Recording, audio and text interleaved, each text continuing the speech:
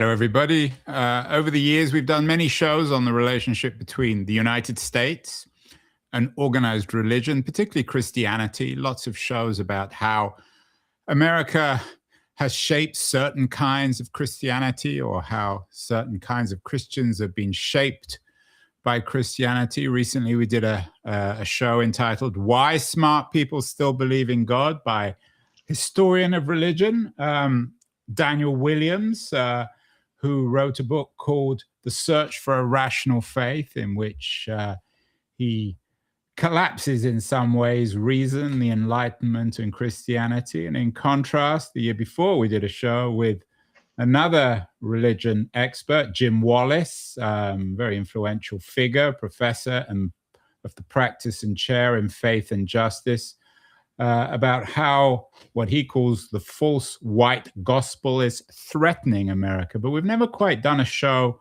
on religion, or at least Christianity as the thing in itself in America. And that's what we're focusing on today with my guest, Matthew Avery Sutton. He has a new book out. It's called, appropriately enough, Chosen Land: How Christianity Made America and Americans Remade Christianity. Matt is joining us from Eastern Washington, where he lives. Matt, congratulations on the new book. Is that a fair generalization that your new book, Chosen Land, suggests that Christianity is the thing in itself in America? Yeah, and of course I realize that every historian's going to talk about their specialty as the thing in America. But yeah, I think religion's really important, and we underappreciate and undervalue how important it has been to shaping pretty much all of our lives, whether it's foreign policy, domestic policy, culture, pop culture, laws. So Christianity is the thing that has shaped the United States more than anything else, is what I'm trying to argue. Yeah, I take your point, and it makes a lot of sense to me, although I might push back and say that you're certainly not the first or the last person to make this argument. Isn't it obvious the country was settled by one kind of religious sect or another, and it's been dominated by religious Christian figures? And even today, the current American president, last week, he gave his State of the Union speech. He spoke endlessly about Christianity, even if everybody knows he's not really a Christian. So is this in any way a surprise, Matt? I mean, I hope it is. That's why I wrote the book. But, I guess the readers will tell us. But I think what I'm trying to show in the book is that what we do see today is not that new and is not that extraordinary. And so, as frustrating as it may be, as frustrating as it is to have a president who's using Christianity in such a kind of crass, overt, and hypocritical kind of way, that's the air we breathe. That's the world we live in, and this is the world that generations before us made and erected and constructed. And so I'm trying to show how they did it, why they did it, and really ultimately, I think the thing that is unique is how extraordinarily Christian Americans are compared to their counterparts in Canada or much of Western Europe. And the irony here is that we do that in a country with a very secular, very godless constitution. And so, how did that happen? Is the question I'm really trying to get at. And not only a godless constitution, but one in which there are many non-Christians, from non-believers to Jews and Muslims, Hindus. Matt, the big question, of course, in your thesis is there only one kind of Christianity? I mean, my understanding, again, I certainly have much less professional knowledge of this stuff than you, is that America was founded by different kinds of Christians. There were the Protestant sects to the north, a more aristocratic, less evangelical version in the mid-Atlantic. When you talk about Christianity, what exactly are you talking about? I mean, Catholics, Protestants, Puritans? Yeah, all of the above, except not really. And the reason is that I'm interested in questions of power, not just Christianity for its own sake. And so I don't focus on every group that claimed Christianity, but what I focus on are those who had the most influence and how they consolidated power around themselves and around their own movement, and then how they used that power to superimpose their values and their ideas and their norms on everybody else. Now, within that, though, I do talk about the outsiders. I talk about Black liberationist theologies, about indigenous revivalists, about outsider sects like the Church of Jesus Christ of Latter-day Saints. But the reason I talk about all those groups is because they're pushing back and they're helping us understand how dominant the Protestant establishment paradigm was. That in fact, the differences show us that the idea of religious freedom or separation of church and state are more myths than realities for much of American history. As you know, the country has a secular constitution. In some ways, its idea of itself is secular, or at least for some people. And of course, many of the founding fathers were themselves skeptics, theists. Some of them weren't believers. How much of your argument in Chosen Land about how Christianity made America and Americans remade Christianity, how much of the book is about the way in which the foundation, the revolution against the colonial power, how much of this is bound up in Christianity? And were many of the founding fathers, even if, at least in your argument, even if they weren't consciously Christian, were they articulating a kind of Christian ideology, a Christian narrative, a Christian version of history and time? Yes and no. So many of them espoused Christianity. Most of them were members of churches. They, participated regularly in the Christian faith, identified as Christians. But what I'm arguing in the book is that they recognized at the moment of the revolution and then drafting the Constitution that the country was so diverse that they couldn't pick essentially a winner. They couldn't decide which church to establish. It wasn't going to be the Church of England, obviously, because we just fought a war.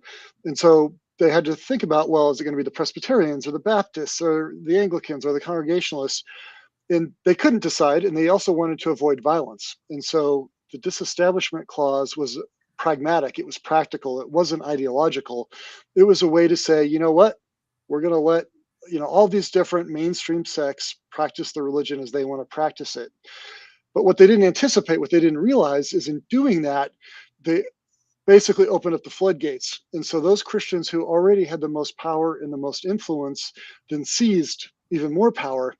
And so what they did was they immediately got to work trying to shape the new nation and to try to infuse it with their own ideas and their own beliefs. And, this takes 10, 20, 30, 40 years, a couple of generations. But eventually the folks who we now think of as the mainstream, they come together and they work together. Again, it's the Methodists, the Baptists, the Episcopalians, the Presbyterians, the Congregationalists, the Anglicans, to establish the nation's norms. And they also decide who's going to be on the outside. So the outsiders are going to be the Shakers. The outsiders are going to be the Utopians and John Humphrey Noyes' Oneida community.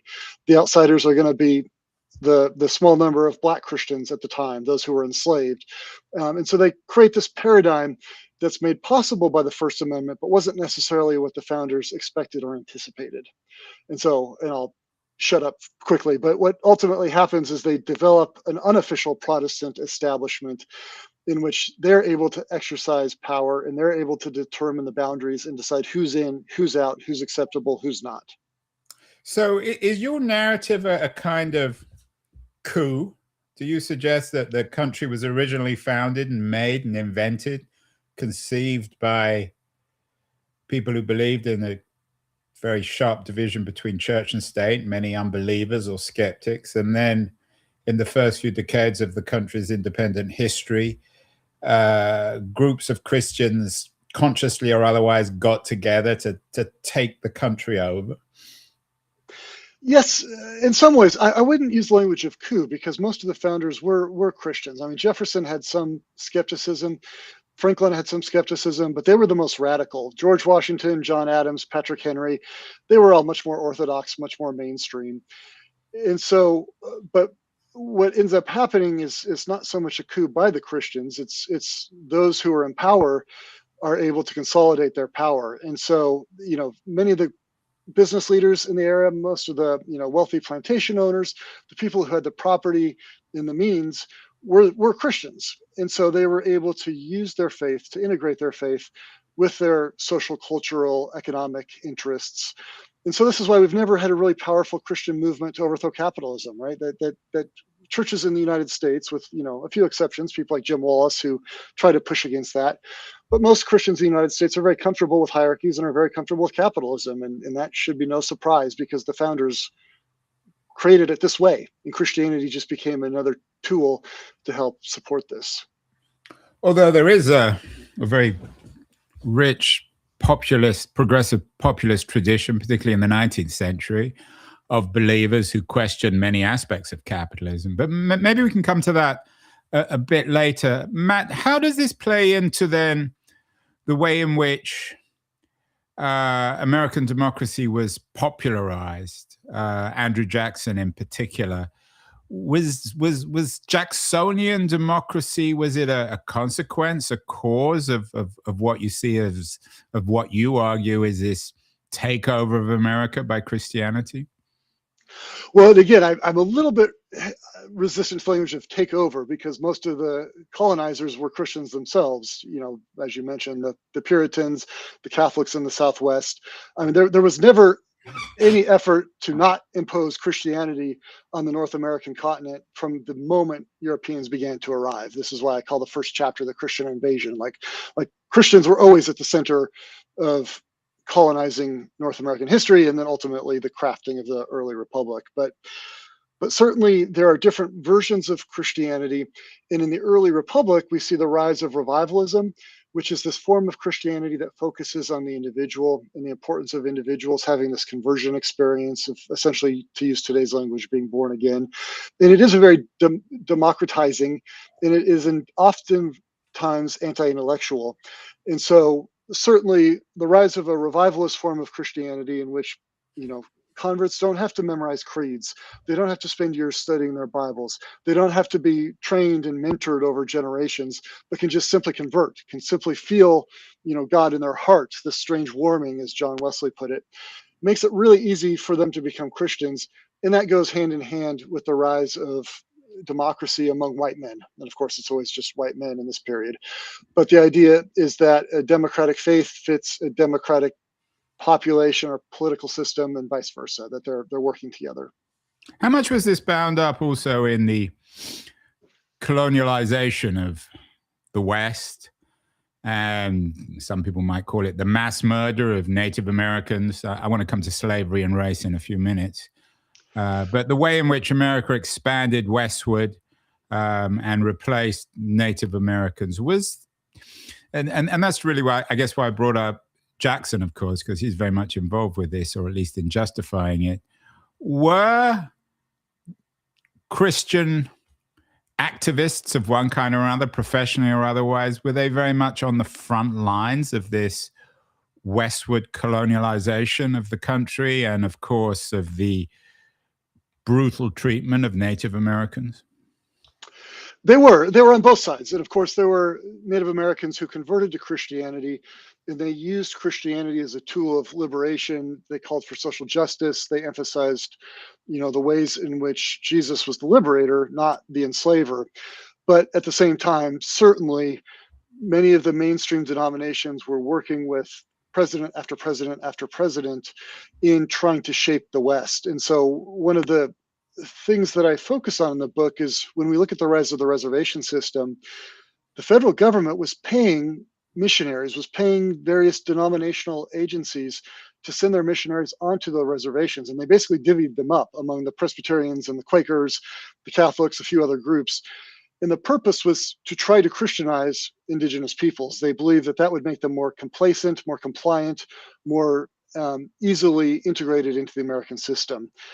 But again, there are always those who are pushing back. There are always those who are challenging this from within Christianity, both white folks and indigenous folks. But the ones with the most power are the ones who are winning the story, who are winning the battle, and who are conquering the West. When you say the most power, do you mean ideology, military power, economic power? It's really all of the above. Social, political capital. I mean, they're the ones who have access to government leaders. In some cases, they are the government leaders. They're the ones who can lobby. They're the ones who, you know, and if the government is looking, you know, federal leaders are looking at Indian reservations and trying to say, what are we going to do with these folks? The missionaries are stepping up and saying, we'll fix this problem for you. And so it's cheap for the government. Instead of sending in the army, they can send in the Presbyterians, and the army is there. The army is waiting in forts right on the outside in case things go bad. But it's the missionaries who are at the front lines trying to do this, trying to conquer the West. So we always had this evangelical revolutionary quality. Your last book, or one of your previous books, which did rather well, American Apocalypse, A History of Modern Evangelicalism. In the way you're explaining it, Matt, evangelicism was the foundation of America, modern or otherwise. Is that fair? Yeah, so this gets a little complicated. I actually don't use the word evangelical to describe anybody before 1940. Because it's such a hard word to say on a podcast. Yeah, exactly. Yeah, the word gets used so broadly and is used in, across Western Europe and the United States, and it's translated into many different languages. And it's usually, sorry to jump in here, and yeah. you know this better than I do, it's usually used in a pejorative sense. Most people, when they talk about evangelicals, are using it, certainly on this show, maybe not. Maybe I don't get that many evangelicals on the show themselves, but they mean it critically. They don't like the word, or it suggests something that's somehow gone wrong. Yeah, that's funny. So the scholars, though, often the historians will often use the word in a positive way, that the evangelicals are the folks who are at the forefront of the human rights campaigns, women's rights, abolition.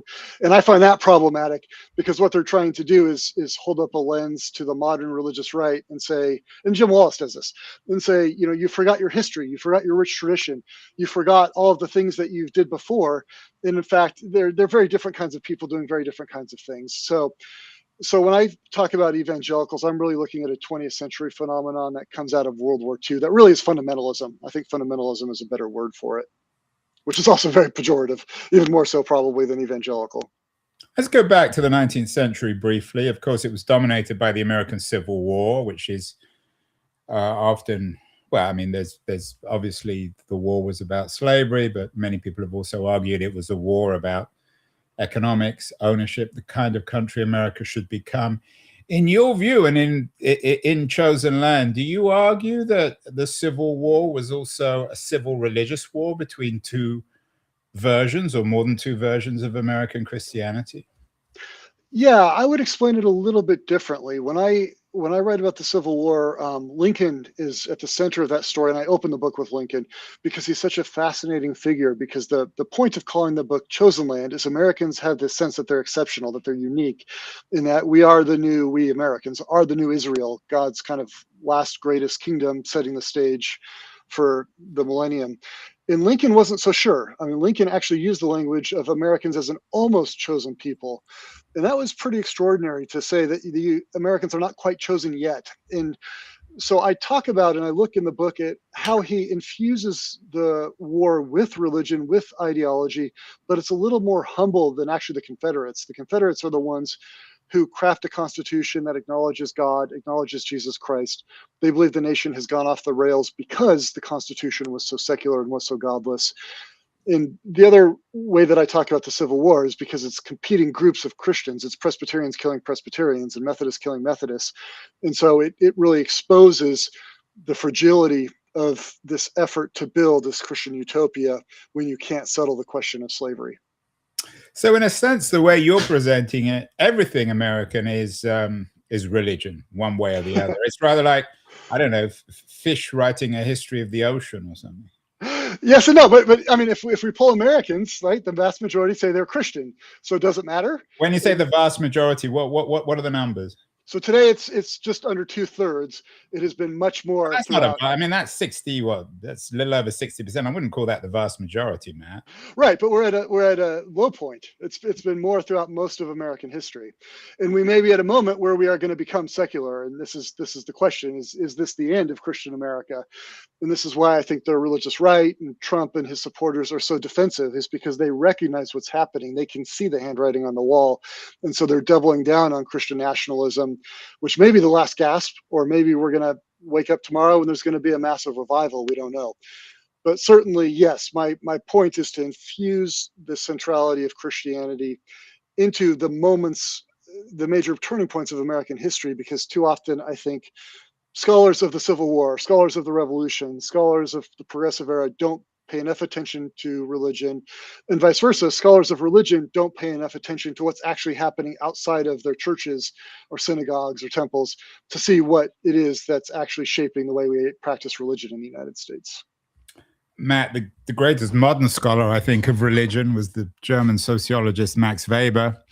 who basically invented, I think, the field of history or sociology of religion. He, Yeah. of course, is particularly famous for his thesis on the origins of capitalism, which he associated with certain sects of Protestantism. Do you think he's right to make sense of capitalism, and particularly American capitalism? Do we have to understand the Weberian thesis about the absence of salvation? Yeah, I mean, it's persuasive, like everything. I mean, there's always going to be nuances and exceptions and challenges to it. But certainly, what I discovered in doing my research for this book was the profound and powerful ways that capitalism bolsters Christianity and vice versa, and that it wasn't a denominational or an ideological thing, that it was the liberals as much as the conservatives, the revivalists as much as anybody else. They all needed money, right? Because if you separate church from state, if you disestablish Christianity, and this becomes one of the central arguments of the book, then those people who are Christian leaders, they need to make Christianity a consumer product. They need to give the American people something they want. They're competing with entertainments, with sports, with media, with plays, and then later television and movies, et cetera, et cetera, et cetera. And so they have to be aggressive and ambitious and current. They have to be relevant. And so they're continuously reinventing Christianity every generation to make sure that it's current with what's happening, to keep people in their churches. Because if they don't have people in their churches, the lights are going to go off, the doors are going to close, the furnace is going to crash. And so they tend to be entrepreneurs, and they tend to be masters at new technologies and masters at communication, because they have to do all of these things to compete. And so that's another thing that sets American Christianity apart from much of the rest of the world, is again an unintended consequence of the disestablishment clause. Yeah, it's a very interesting thesis. It's almost a Trumpian thesis of Christianity, that it's controlled and made by salesmen in their search for power. You yourself are the chair of the history department at your university, Washington State University. You're the Claudius and Mary Johnson Distinguished Professor. I'm not sure whether they were religious or Christians. One of the two-thirds in America. Are you a Christian, Matt? I tend to try to dodge those questions and focus on the scholarship and not my own beliefs but and isn't ideas. that But yeah, central? I mean, you're writing about Christianity. yes, I grew up. I actually grew up in an evangelical subculture in Southern California. Went to Christian schools, K through 12. In college, I double majored in history and Bible. I actually started as a Bible major and fell in love with history and realized history was a much more powerful way to understand Christianity.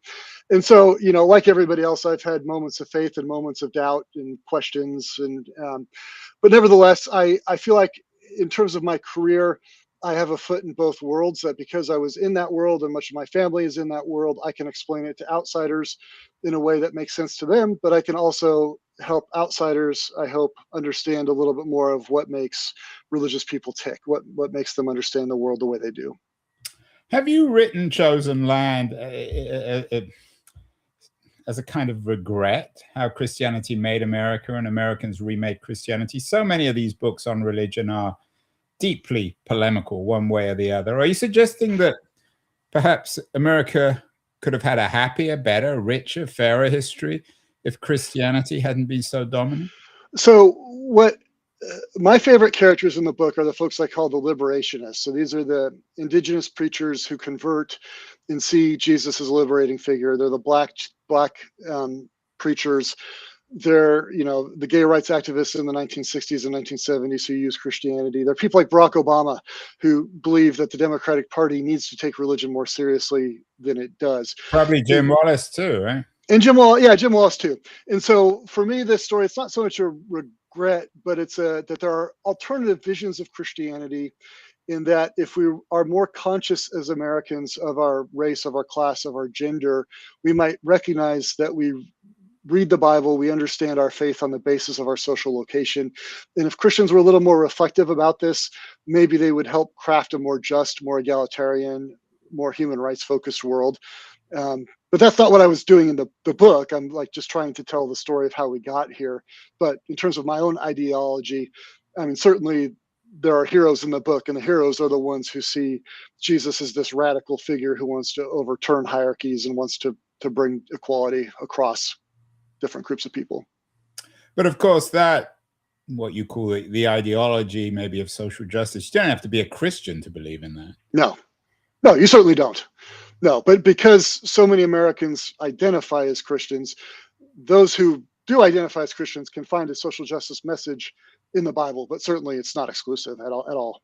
And in fact, I guess I should say the other thing about this is when the Supreme Court began focusing on Jefferson and Jefferson's idea that the First Amendment represented the establishment of a high wall between church and state, which doesn't really happen. That's not basic American jurisprudence until 1947. I like that. I'm glad the court adopted that rationale. I'm glad they took Jefferson's ideas. And now we're seeing the Roberts Court roll that back.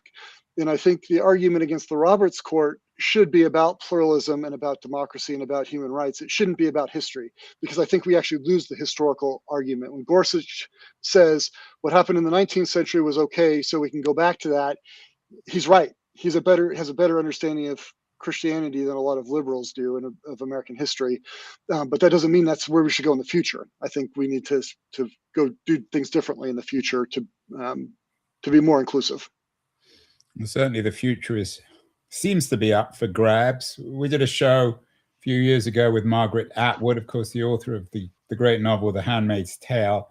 And she told me in our conversation, I'm sure she said it many times before, that she wrote the book, I think she was living in Germany, or certainly not in the United States or Canada, with one eye or perhaps two eyes on the United States. And it seems to be a remarkably, in 2026, early 2026, a remarkably prescient book about some sort of evangelical religious dictatorship with a cult of fecundity.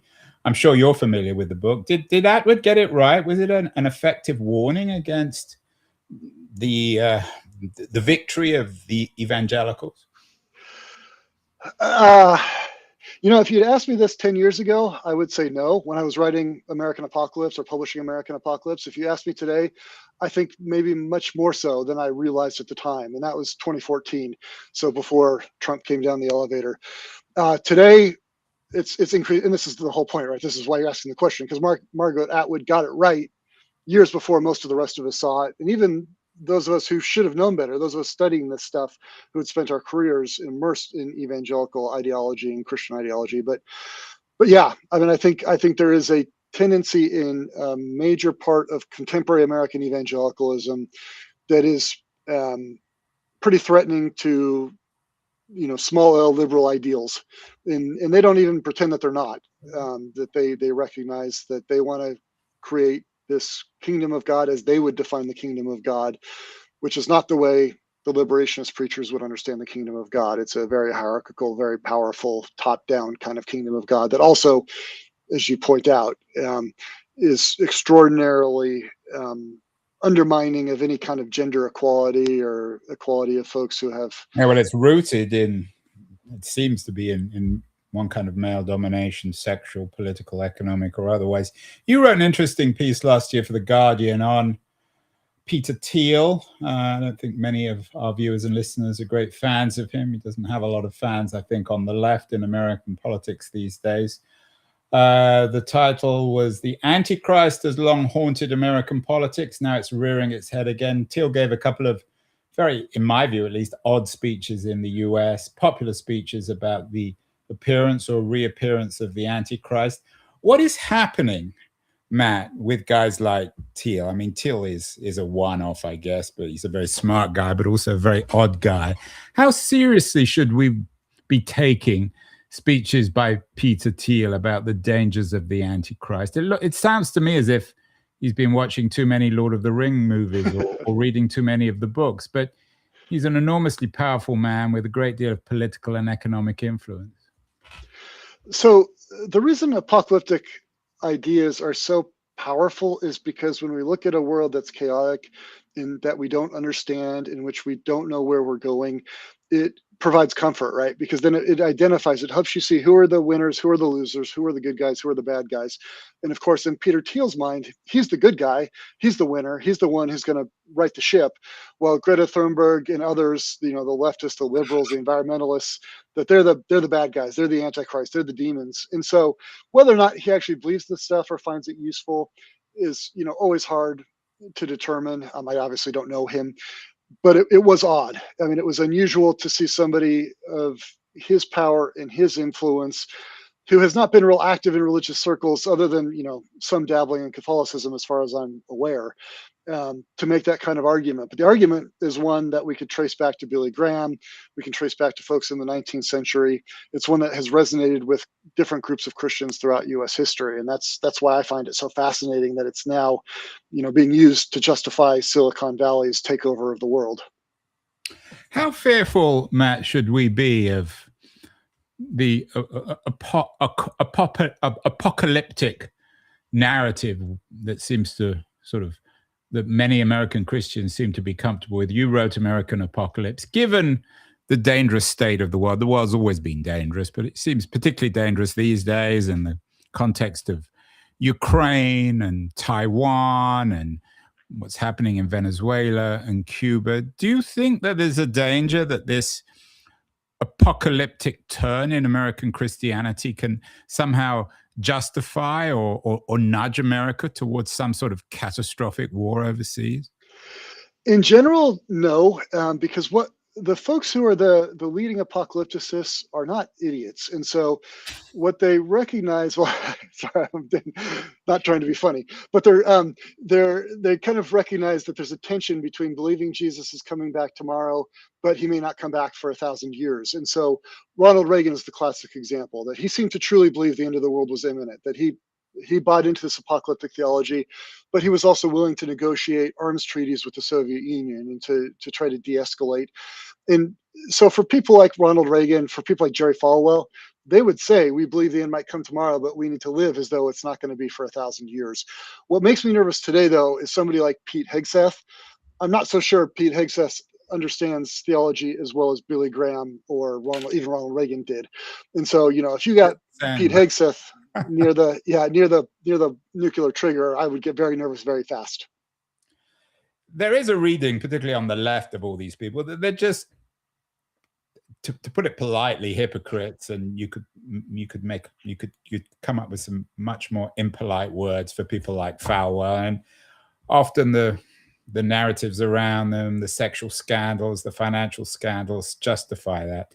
To what extent, Matt, in your book In Chosen Land, do a lot of these people, are they just scoundrels of one kind or another, simply on the make, who are self-interested and recognize that preaching to people less smart than themselves will make them powerful politically and economically, culturally and sexually, and that they can basically turns them into Jeffrey Epstein and allows them to do whatever they want? Yeah, so I very much disagree. I mean, to say that if we look at which populations in the U.S. have the highest religious adherence, one of it is Black Christians. So, are we saying that Black folks are too dumb to think for themselves and to buy into that? No, I know you didn't, but that's the conclusion, right? If people who take religion seriously are idiots, then the groups that take religion more seriously then are the dumbest. And so I think the vast majority of them are true believers who are really just trying to figure out a way to give meaning to their lives. And religion, for some, offers it. For others, it's yoga. For others, it's mindfulness. For others, it's Zen. There are lots of ways to do these kinds of things. But within that, of course, there are the scoundrels. Of course, there are the hucksters. Of course, there are the confidence men. Grifters, the grifters, absolutely. And I definitely tell their stories too in the book. I spend, one of the readers of the book early readers push back on how much time I spent on Jim Jones and David Koresh and on the prosperity preachers. These guys are all hucksters. I mean, they're all looking to enrich themselves. And I certainly don't shy away from that. But I do think that there are also earnest believers who are trying to do the right thing across Christian worlds. Finally, Matt, if all this is cyclical and Christianity made America and Americans remade Christianity, it's not something that can disappear in the wash. How much of this is generational? How realistic is another revival? I mean, you could, I guess, interpret the counterculture as a kind of revivalism, maybe not particularly Christian, but had Christian elements. You've written an interesting piece about how Ozzy Osbourne taught kids to rebel by subverting Christianity. But of course, when you subvert Christianity, you probably are being a Christian of one kind or another. To what extent are you hopeful that young people will come along and perhaps make America more Christian, or remake American Christianity to make it slightly more palatable for those of us who don't believe? Yeah, I think it's a great question, and we know that the demographics are changing, that more and more people are identifying as the nons, N-O-N-E, non-Christian, agnostic, atheist. It may well be that we're at the end of Christian America, that it's at its last gasp. I suspect, and I think the polling data bears this out, that Trump is so outrageously hypocritical, that he's so clearly using Christianity and Christian people for his own enrichment, for his own narcissism, that I think young people are seeing that even more so than Gen X folks my age, or boomers even older. And so it may well be that in the religious right anointing Trump as their savior, they've hammered the final nail into their coffin, and this is it, that we're going to become more secular, we're going to become more like Canada or the UK. But at the same time, every time scholars say that, every time we say we're at the eve of a new secular paradise or utopia, we have a revival. And so I don't know what the future is going to hold, but I certainly, the way things are trending, I suspect we're going to get more secular, and that'll be just fine. Well, a very interesting thesis. It's out this week. Chosen Land, How Christianity Made America and Americans Remade Christianity. Interestingly enough, it's not entitled Chosen People. Maybe it could be Chosen Land for a Chosen People. But Matthew, that was interesting conversation. Matthew Avery Hutton, author of Chosen Land. Congratulations on the new book. And this, as I always say at the end of every show, sometimes I half mean it, this one's for sure. This story hasn't ended yet. Thank you so much.